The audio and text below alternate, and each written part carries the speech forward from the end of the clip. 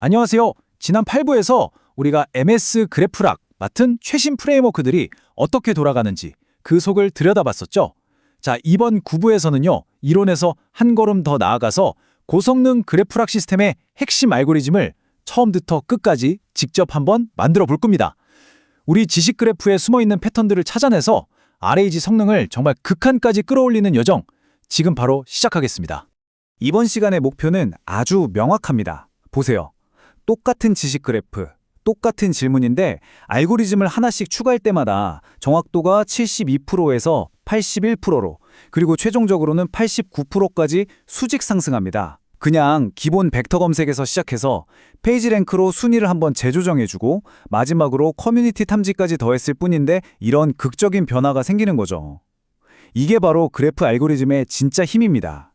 자, 그럼 이 놀라운 17%의 성능 향상을 달성하기 위한 우리의 빌드 계획입니다. 먼저 그래프에 숨겨진 커뮤니티들을 찾아낼 거고요. 그 다음엔 가장 영향력 있는 핵심 플레이어들을 콕 집어낼 겁니다. 다음으로 답변의 근거가 되는 증거 경로를 추적하고 이 모든 걸 합쳐서 RAG를 업그레이드 할 거예요. 그리고 마지막엔 실제 운영 환경을 위한 GDS 파이프라인 최적화 꿀팁까지 전부 다 알려드릴게요. 자, 첫 번째 도구 상자를 열어보겠습니다. 바로 커뮤니티 탐지.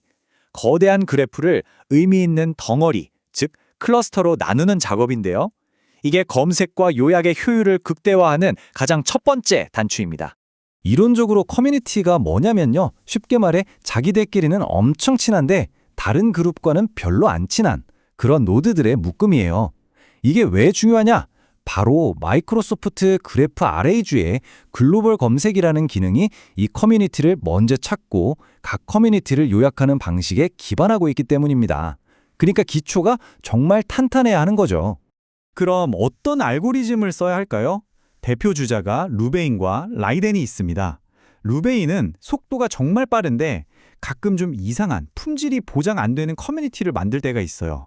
반면에 라이덴은 약간 느리긴 해도 언제나 이론적으로 완벽한 고품질의 결과를 보장해 줍니다. 자, 실무자 입장에서 딱 정리해 드릴게요.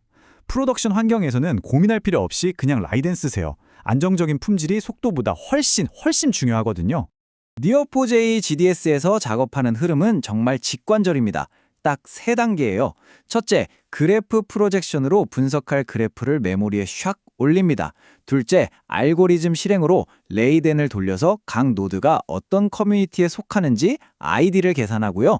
마지막으로 결과 저장 단계에서 이 아이디 값을 다시 데이터베이스에 착 기록해 주는 겁니다. 아주 간단한 3단계 흐름이죠. 자, 이제 커뮤니티라는 큰 숲을 봤으니까 그 숲 속에서 가장 중요하고 영향력 있는 나무들이 뭔지 찾아볼 차례입니다. 중심성 알고리즘을 써서 그래프의 핵심 플레이어를 정확히 식별하는 방법을 알아보죠. 페이지 랭크 다들 들어보셨죠? 원래 구글 검색의 핵심 원리였잖아요. 좋은 품질의 페이지에서 링크를 많이 받을수록 중요한 페이지다 라는 개념. 이게 지식 그래프에서도 똑같이 적용됩니다. 다른 많은 노드들로부터 관계가 들어오는 노드, 즉 많이 참조되는 노드일수록 그래프 전체에서 영향력이 높은 중요한 존재라고 볼 수 있는 거죠. 또 다른 정말 중요한 척도가 바로 사이 중심성, Betweenness Centrality입니다. 이 알고리즘은요, 말 그대로 정보가 흘러가는 수많은 최단 경로들이 꼭 거쳐가야만 하는 다리, 역할을 하는 노드를 찾아줘요. 이런 브릿지 노드들은 서로 다른 정보 덩어리들을 연결해주는 핵심적인 역할을 하기 때문에 RAG 답변에 훨씬 풍부한 맥락을 더해줄 수 있습니다. 실무에서는 이 두 가지를 같이 써서 진짜 코어 노드를 찾습니다. 그러니까 영향력도 높고 높은 페이지 랭크, 정보 흐름의 허브 역할도 하는 높은 비트윈네스, 그런 노드 말이죠. 실제로 이 쿼리를 한번 보세요. 아주 간단합니다. 웨어절에서 페이지 랭크 점수가 0.1보다 크고 동시에 비트윈네스 점수도 0.5보다 큰 노드만 찾아달라 이겁니다. 이렇게 두 가지 지표를 결합하면 진짜 핵심만 정밀하게 쏙쏙 골라낼 수 있어요. 이제 세 번째 도구, 경로 탐색 알고리즘입니다. 이건 LLM의 가장 큰 골칫거리인 환각 현상을 줄이는 아주 강력한 무기예요. 그래프 경로를 LLM한테 검증 가능한 증거로 딱 제시하는 방법을 알아볼 겁니다. 이 문장이 모든 걸 말해줍니다. 경로는 그냥 데이터가 아니라 증거다. LLM한테 그냥 흩어져 있는 정보 조각들을 던져주는 게 아니에요. A 장비는 B 부품을 쓰고 그 B 부품은 C 공급사가 만들어와 같이 명확한 경로 그 자체를 주는 거죠. 이건 LLM이 따라갈 수 있는 증거 사슬을 제공하는 것과 같아서 뜬구름 잡는 소리를 할 확률을 극적으로 줄여줍니다. 구현하는 흐름도 간단합니다. 첫째, shortest path 같은 걸로 두 노드 사이의 경로를 찾아요. 둘째, 그렇게 찾은 경로를 텍스트로 바꿔줍니다. A % 연결됨 B 이런 식으로요. 마지막으로 이 텍스트를 프롬프트에 자, 이게 증거야 하고 딱 넣어주는 겁니다. 그럼 LLM은 이 명확한 증거를 바탕으로 답변을 만들게 되는 거죠. 좋습니다. 드디어 오늘 내용의 하이라이트입니다. 지금까지 우리가 다룬 커뮤니티 탐지, 중심성, 경로 탐색 알고리즘들을 하나로 쫙 엮어서 정말 강력한 RAG 시스템으로 통합해 보겠습니다. 첫 번째 통합 기술은 페이지랭크를 이용한 하이브리드 리랭킹입니다. 벡터 검색의 의미적 유사도 점수랑 그래프의 구조적 중요도인 페이지랭크 점수를 섞어주는 거예요. 이 수식의 핵심은 저 알파라는 가중치인데요. 이 알파 값을 조절해서 벡터 점수의 비중을 더 둘지 아니면 페이지랭크 점수의 비중을 더 둘지 우리가 자유롭게 결정할 수 있게 됩니다. 그럼 이 알파 값은 어떻게 정해야 할까요? 이건 사실 비즈니스 요구사항에 따라 달라져요. 만약 우리 시스템이 사실에 기반한 정확성이 제일 중요하다. 그러면 알파 값을 1에 가깝게 둬서 벡터 유사도에 힘을 실어주고요. 반대로 이 분야 전문가들이 중요하다고 생각하는 권위 있는 정보를 더 우선하고 싶다. 그러면 알파 값을 0에 가깝게 둬서 페이지 랭크의 영향력을 키우는 겁니다. 보통은 한 0.7 정도에서 시작해서 조금씩 튜닝해 보시는 걸 추천해요. 두 번째 통합 기술은 MS 그래프 RAG의 심장이라고 할 수 있는 글로벌 검색입니다. 과정은 4단계로 아주 명확해요. 첫째, 레이덴으로 전체 그래프에서 커뮤니티들을 찾아내고요. 둘째, 각 커뮤니티에 속한 정보들을 싹 모아서 LLM한테 요약문을 만들게 시킵니다. 셋째, 이 요약문들을 잘 저장해뒀다가 넷째, 사용자의 질문이 들어오면 바로 이 요약문들 중에서 검색해서 답변을 생성하는 거죠. 전체 시스템의 주요 이슈가 뭐야? 같은 아주 넓은 질문에 정말 효과적입니다. 그래서 최종 결과는 어떨까요? 우리가 처음에 약속했던 바로 그 결과입니다. 기본 벡터 검색만 했을 때 정확도 72%, 여기에 페이지 랭크 리랭킹을 더했더니 81%로 껑충 뛰었죠. 그리고 커뮤니티 기반 글로벌 검색까지 통합하니까 최종적으로 89%라는 정말 놀라운 정확도를 달성했습니다.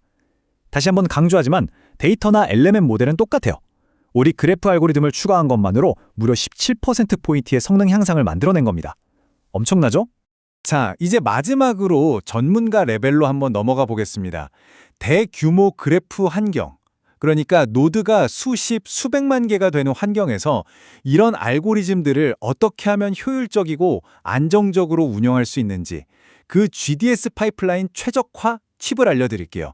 JDS 알고리즘을 돌리려면 먼저 그래프를 메모리에 올려야 하는데 이걸 프로젝션이라고 하거든요. 네이티브 방식은 빠르지만 필터링이 좀 어렵고 사이퍼 방식은 느리지만 필터링이 자유롭습니다. 실무자로서 드리는 팁, 그래프가 조금이라도 크다면요. 고민하지 마시고 그냥 사이퍼 프로젝션 쓰세요. 필요한 부분만 딱 메모리에 올려서 메모리 부족 문제를 피하는 가장 확실한 방법입니다. 이건 제가 정말 강조하고 싶은 최적화 팁입니다. 메모리에서 먼저 변경하고 디스크에는 딱 한 번만 써라. 여러 알고리즘을 연달아 실행할 때마다 결과를 디스크에 저장하는 건 요리할 때 재료 하나 썰고 냉장고 넣고 다음 재료 썰고 또 냉장고 넣는 거랑 똑같아요. 비효율적이죠. GDS의 뮤테이트 모드를 쓰면 모든 계산을 메모리라는 도마 위에서 다 처리하고 모든 게 끝나면 최종 결과만 디스크라는 접시에 한 번에 딱 담는 겁니다. 바로 이렇게 파이프라인을 구성하는 거예요. 그래프를 한번 프로젝션하고 라이든, 페이지랭, 비트윈리스를 전부 다 뮤테이트 모드로 순서대로 실행합니다. 모든 계산이 메모리 위에서 다 끝나면 마지막에 YT 노드 프로퍼티스 명령어 하나로 커뮤니티 아이디, 페이지랭, 비트윈리스 같은 속성들을 노드에 한 번에 쫙 기록하는 거죠. 이게 바로 디스크 I/O를 최소화하는 가장 효율적인 GDS 파이프라인입니다. 자, 오늘 내용의 핵심만 다시 한번 정리해 보겠습니다.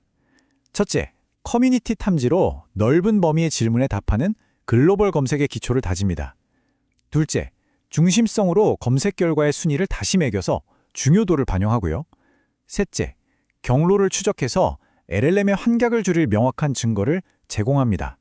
마지막으로 이 모든 걸 효율적인 파이프라인으로 묶어서 성능을 최적화하는 거죠. 결론적으로 진짜 그래프 아레이는 벡터 검색과 그래프 알고리즘이 만났을 때 비로소 완성됩니다. 그런데 여기서 한 단계 더 나아가면 어떨까요? 우리가 AI한테 이렇게 해라고 알고리즘을 쥐어주는 걸 넘어서 AI가 스스로 목표를 세우고 그래프 위에서 최적의 경로를 찾아 추론하는 마치 자율적인 탐험가가 된다면요? 다음 10부에서는 바로 그 주제, AI가 직접 그래프 위를 항해하는 에이전틱 그래프 아레이에 대해 알아보겠습니다. 정말 기대하셔도 좋습니다.